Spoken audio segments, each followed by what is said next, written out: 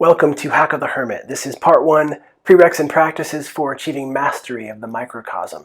In these videos, you're going to learn the 7 keys for unlocking your magical potential. If you haven't already, please go back and watch the first video, which was key number 1, aspiration. This is key number 2, breath.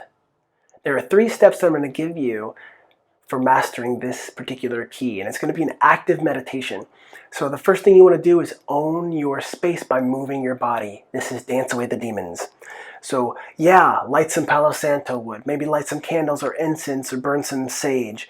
Yeah, turn on some music and own your space, but there's no magical energy manipulation tool quite comparable to the human body.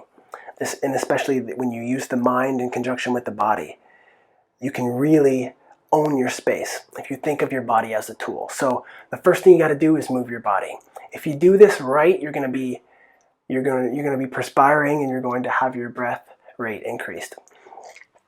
So if you're already a master of something like Qigong or Tai Chi or ballet or dance or something like that, it's going to be great. For those of you who are like, yeah, I don't dance, this is essential. You can't skip this step. Lock your door, get out of your comfort zone, and move your body. At the very least, I want you to walk around and just pace and get your body moving and utilize those other tools, because you need to own your space. If you're outdoors, this is a little more, this teaching really applies to if you're doing this indoors. So you need to kind of have a room or a closet or somewhere that you actually do energy work. Most people have a space that is their own, where that's their sacred area where they actually do all of their magic. And most people who are doing magic have like an altar and magical tools already that they've collected.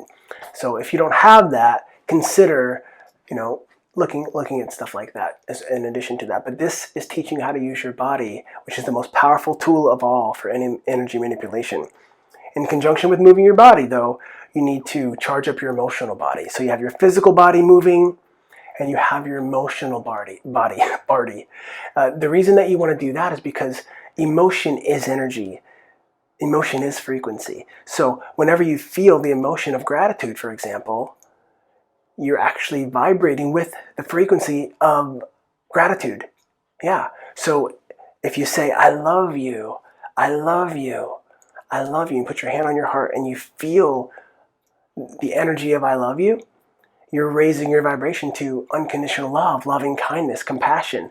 When you say thank you, thank you, thank you, you're actually charging your emotional body and your physical body up with the frequency of gratitude. Same thing when you say yes, yes, yes, you're burning away the resistance that's there, and you're getting into a vibrational state of allowing, which is essential for doing magic. You can't have any resistance at all. And then the final step that I want you to do is I want you to master something called fire belly breathing.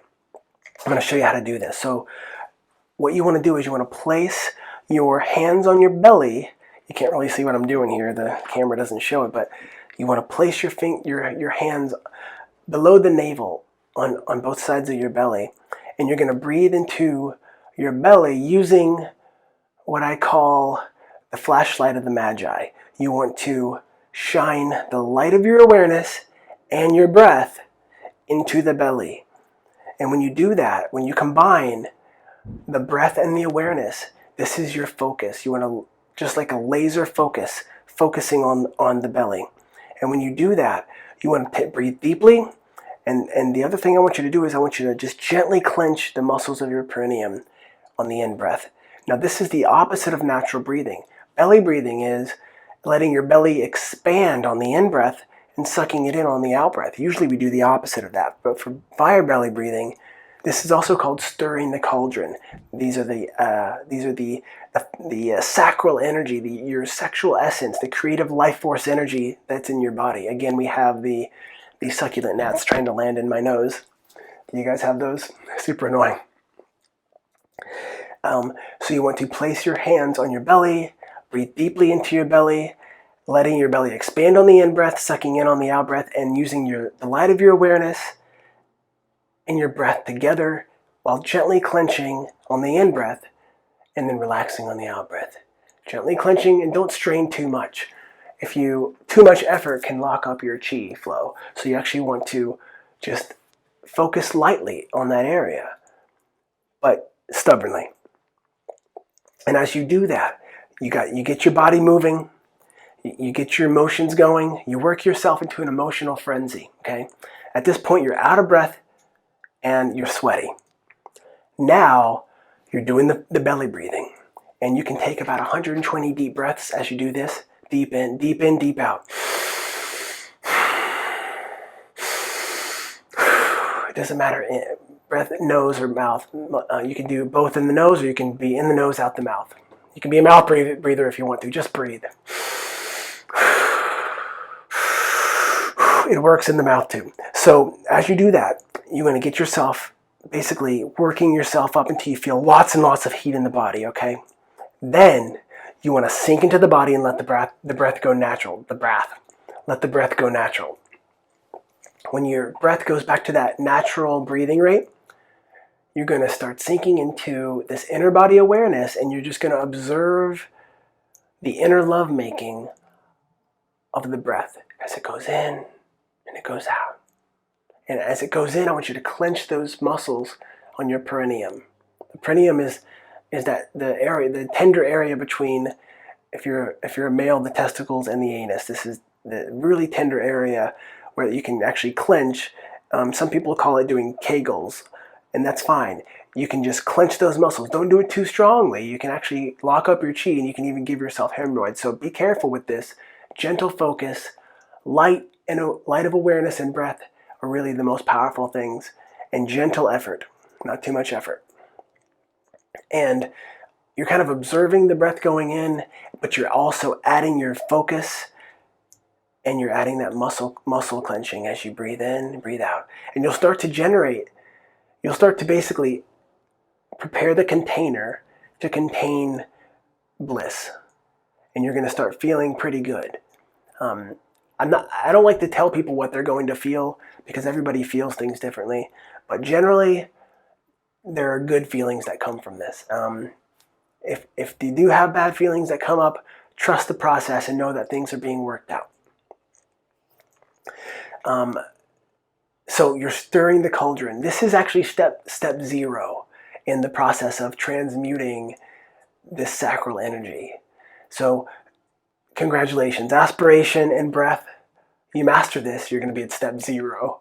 But it's important. You can't skip these things. These are prerequisites.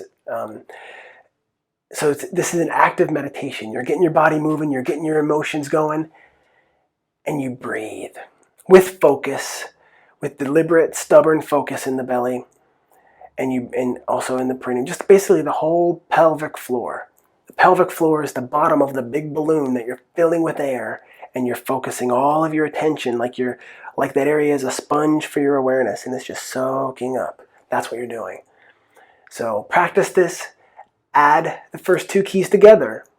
Add the aspiration that you learned in step 1, in key number 1, and put them together. And then the next video is going to be key number 3. I promised you I'd tell you what I'm drinking and smoking today. So if you want to stay tuned for that, what we have is the Liga Privada by Drew Estate. Number 9, one of my favorite blends by Drew Estate.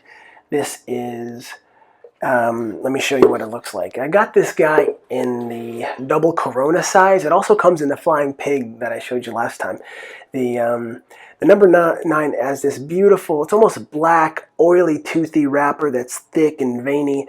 This thing burns evenly and consistently, and it's really got a good flavor to it. The long filler comes from about 7 different farms in Nicaragua. This is handmade in Esteli, and you're not going to find another cigar quite like this one. Did I say cigar? I meant to say cigar. But yeah, this is going to pair great today with my tea that I have, like my Uncle Iro mug. This tea is called Ojibwa, and this is actually originally prepared by the Ojibwa Indians of Ontario, Canada. It contains red clover flowers, burdock root, sheep sorrel herb, licorice root, slippery elm bark, dandelion root, barberry root bark, turkey rhubarb root, among others. So this is very, I guess I can't confirm or deny the health benefits that are claimed by these natives, but it is a delicious earthy tea that is not going to touch that cigar. It is going to, that tea will be changed by the cigar, but the tea will not really affect the taste of the cigar, and that's what I want. I want something that's just going to wet my palate and allow me to enjoy my cigar. So yeah, thanks for sticking around today. If you stayed to the end, I really am excited about teaching you how to unlock your magical potential, and I believe you're going to get a lot out of this. So stay tuned for video number 3.